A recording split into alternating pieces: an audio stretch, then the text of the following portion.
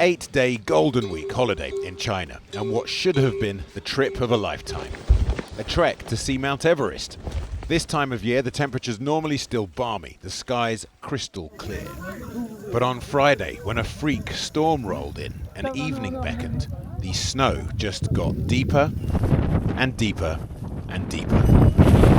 Many of the trekkers were seasoned adventurers, but not mountaineers. And it was a rough night.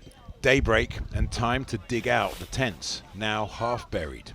Some had even collapsed under the weight of the fresh, wet snow. This man explained he'd been worried he might suffocate.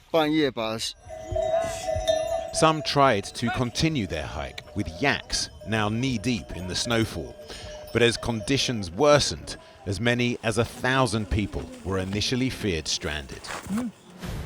Tibetan emergency teams were assembled, then dispatched in what down the valley was torrential rain. It's tricky to get confirmed numbers from Tibetan authorities, but it's been said that 350 people have now been rescued, with another 200 thought to still be stuck. The hikers were approaching Everest from the east up Tibet's stunning Karama Valley.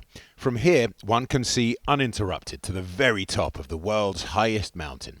It's typically slightly drier here than on the Nepalese side to the west, where many climbers start if they're attempting to actually ascend Everest using Nepal's complex array of camps.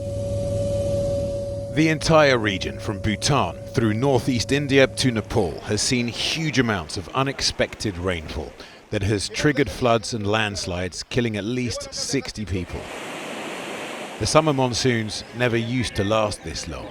Entire villages in Nepal have been submerged, with the water even flooding parts of the capital, Kathmandu. The water has continued to rise. The level was very low until yesterday, but now it has breached the embankments and the rain continues. People along the floodplain are moving everything to safer areas. Heavy rain is expected to continue throughout the day. Joining me now is Rebecca Stevens, who's the first British woman to climb Mount Everest. Rebecca, thanks very much for sharing all your insights and experience. You climbed Everest in '93, and you've climbed many of the world's highest mountains in that region since. How much has the weather changed during that time? It's changed a lot. I think those of us who've been out there several times are really quite alarmed by it, and you get these flashes of news coming through quite a lot. But I was first there in 1989 when I went there as a journalist on the north side of the mountain, and then 10 years later I went back leading a trek, and honestly I couldn't recognize a bit. It was familiar but unfamiliar until I realized that the glacier that had been below my feet 10 years earlier was no longer there, and it had retreated literally by miles.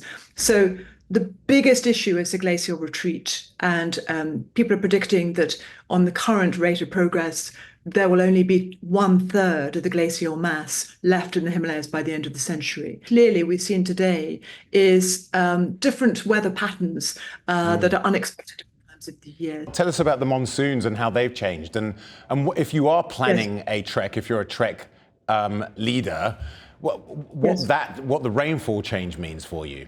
Historically, it used to be that there was a sort of pre and post monsoon season when you would go and climb and trek, the monsoon falling in the summer months, in sort of July and August. But that monsoon seems to have stretched. So we've had very heavy rain in September, and now we're seeing the beginning of October as well. So this makes it more difficult. I'm very conscious of it as somebody who's leading treks as to when is the best season for it. Looking at what's happened today, we're sort of focusing on this area on the east face of Everest. Everest is actually a pyramid, so the majority of people approach it from the south and climb from the south, or from the north and climb from the north. But there's this third face, the east face, which is in Tibetan territory, but actually... And a phenomenally beautiful valley, people say. It's very beautiful. I walked it back in 2001 up the Kata and Karma valleys, up to the east face of Kangshung, of Everest, which, by the way, very few people climb because it's very technical and extremely difficult. But people more and more are walking and trekking to this point. It is subjected to the monsoon coming up from the Bay of Bengal and up the Aran Valley. So it's very unlike the northern side where it's arid and dry. Here, there's rich vegetation. It is late to have this sort of rain stroke snowfall in October. And that's what we need to be wary of, I think, as we move forward. And for the people, the holidaymakers essentially, who are on that expedition or trek, they weren't trying, as you said, going up the east face of Everest itself was phenomenally difficult, even for a seasoned mountaineer. Most of these people were trekkers, were hikers. Yes.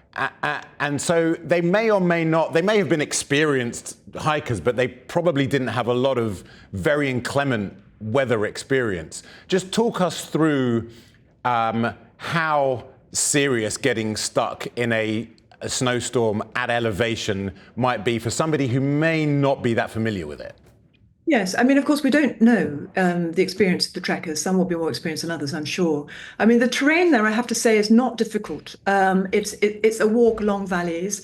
You are at reasonably high altitude, between about 4,000 and 5,000 meters. And if you go up the Carter and over to the Kama, you cross a pass, which is about up to 5,500 meters, that sort of altitude, maybe a bit below that. And actually, I remember there was a snowstorm and we were there crossing that pass. I mean, I've looked at the YouTubes like everybody else. I'm not there as I speak, but the snow was quite deep. It was quite wet because it was sort of warmish. It's not really so cold. But those are ideal conditions for hypothermia. But I know rescue parties have been in, and it is a walkout. It's not something that's going to require ropes or extreme rescues like that. They were caught by surprise, I'm sure, because it was out of character for the season. So I know you're not a rescue specialist, as it were, but you have been to the region a lot. Are you hopeful that the Tibetan authorities will be able to get everybody out safely?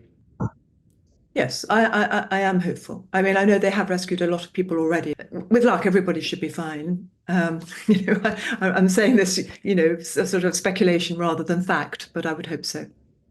Rebecca Stevens, thank you very much indeed. Appreciate your time. Thank you.